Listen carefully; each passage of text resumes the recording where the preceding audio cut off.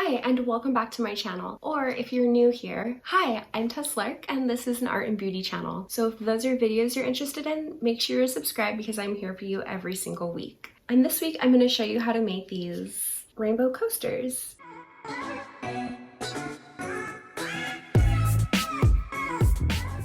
So some of you may have noticed that I did not upload last week. I'm actually just switching into our summer schedule, and I do have a 7-year-old whose schedule is kind of up in the air right now, so I'm just trying to juggle everything and make sure that I'm keeping up with all of my responsibilities. I also do want to continue to post on here, so I'm going to be doing what I can to stay consistent every single week. If there's a week or two that I miss, just know that I will be posting soon. So I have been having a lot of fun making these coasters using alcohol ink and resin, and recently I was asked to participate and vend and sell some of my art and my jewelry at a Pride event that's going on this month here in town. It's actually happening this Sunday, so if you happen to be in Southern California, you can go to my Fragile Beings Instagram and see all the information that you need to come on over and check it out. It should be a really good time. But anyway, they're asking for all of the vendors to donate an item to a raffle. So I thought it'd be really fun to use the Pride colors and do a rainbow and make something special just for that event. I also went ahead and made a bonus moon that I'll show you really quick. I didn't film the process for that one, but I will show you the end result because I think it came out really, really pretty. And so yeah, without further ado, let's just hop right into this video.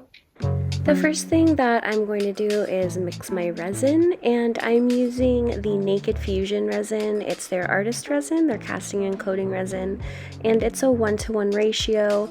And I will go ahead and link below in the description all of the products that I use in this video, so if anybody is interested in trying it for yourself, I'll have all of the materials used down below just to make it easy for you. And I also have my working space covered in wax paper because I find that it's a really effective way to make sure that I don't get any resin stuck to the surface that I'm pouring on. And after I've measured out equal parts of resin and hardener, I will use a popsicle stick to just go ahead and stir that resin until it's all completely combined, making sure that I'm scraping both the sides and bottom of the container. You'll see here that the resin will get pretty cloudy first, and then slowly and eventually it will start becoming more and more clear, and then you will start getting just kind of striations or lines throughout the resin, and you just want to go ahead and continue to mix until those go away too. I'm gonna go ahead and cut some of the footage out just for time's sake, but just know that I stir my resin probably for about 3 to 5 minutes. And then after the resin is completely mixed, I like to go ahead and let it sit for about 5 minutes just to let some of those air bubbles come up to the surface. And that just makes it easier for me to hit them with a heat gun and get rid of them before I even pour the resin into my molds. So as you can see here, a ton of little bubbles came up, and I'll just use my heat gun and get rid of those. So for my pigments, I'm going to be using some Pinata colors along with some Let's Resin alcohol inks. I'm going to go ahead and list Pinata colors down below. I'm working through these Let's Resin colors, but they're honestly not as good as the Pinata colors. And these are the silicone molds I'll be using, which I will also link down below. And I like to use a smaller silicone cup just to pre-measure. I like about a coaster that's about 50 milliliters of resin thick. So I'll measure that out and start pouring that into my individual coaster molds.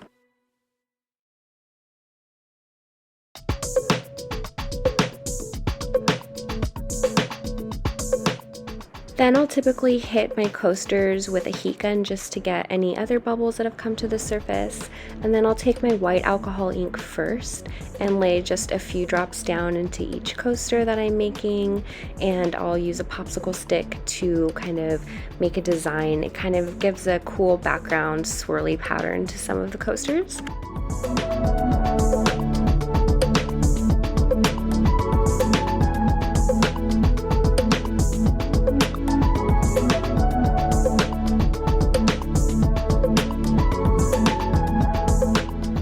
And after after that, I'll start laying my colors down.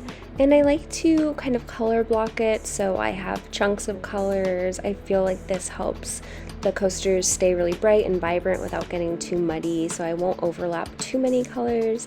But putting the white on top of the drops of darker pigment also helped to really brighten up the colors, so I definitely highly recommend that. Also, the weight of the white ink helps for some of the pigment to kind of flow to the bottom to give you that really cool petri dish effect that we're going for here.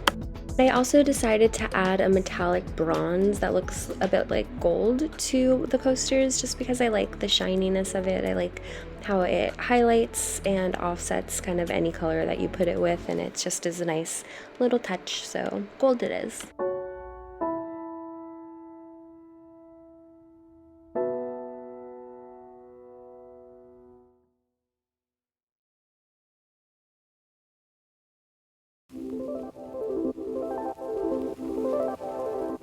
Typically layer my colors 3 or 4 times. It kind of just depends on how the ink is spreading throughout the resin. And like I was saying before, I feel like the piñata colors spread a lot more easily and the Let's resin takes a little bit more.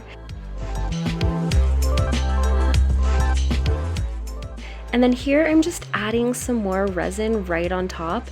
And again, it's just the weight of the resin is gonna push that ink and all of those colors to the bottom and just make for a really cool design.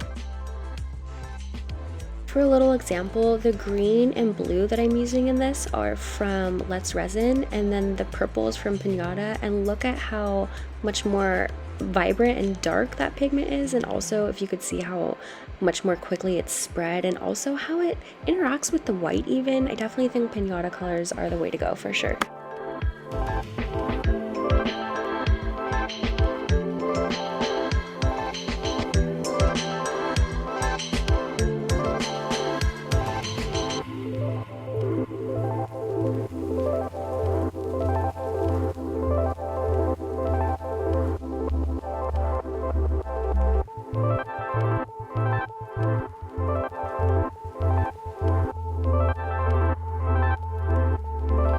So I went ahead and let all of my pieces harden up overnight, and I'm just going to pull them out of their molds and we'll see how they turn out.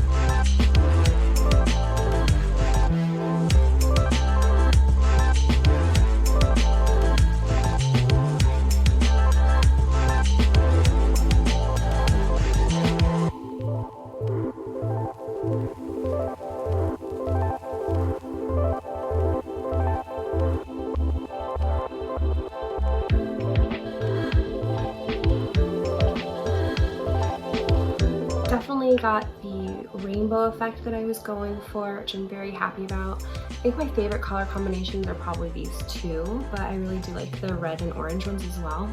And then I just have a couple more steps. So sometimes you get a little lip around the edge of your coasters, so I will just go ahead and use a rotary tool to sand that down. And then I have some little rubber feet that I like to put on the bottom of them. And I'll show you a finished product so you can see what I'm talking about.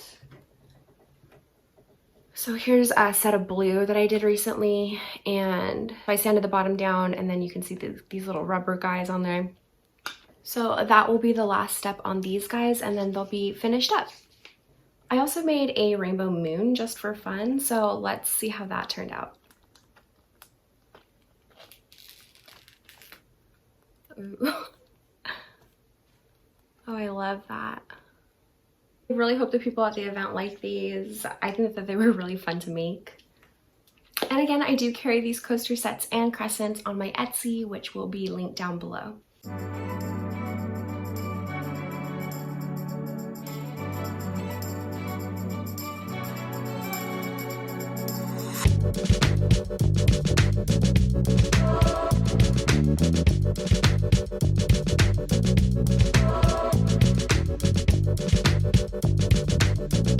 And that's it for me this week. Thank you for watching this video, especially if you made it all the way to the end.